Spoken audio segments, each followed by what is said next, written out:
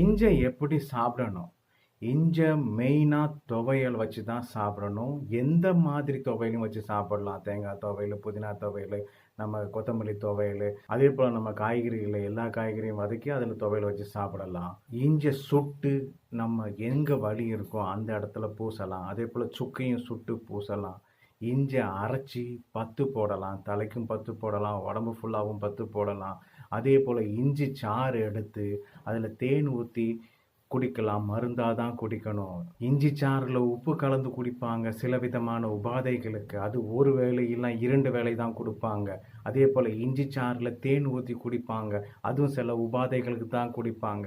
அதே போல் கறந்த ஆட்டுப்பாலில் சாறை ஊற்றி சில விதமான உபாதைகளுக்கு சாப்பிடலாம். அதே போல் தேங்காவை பூ போல துருவி அதில் கொஞ்சம் இளநியை ஊற்றி அதை கையால் நல்லா புழிஞ்சி அந்த பால் எடுத்து அதில் கொஞ்சம் இஞ்சி சாறு ஊற்றி குடிச்சிங்கன்னா சில விதமான உபாதைகள் போகும்.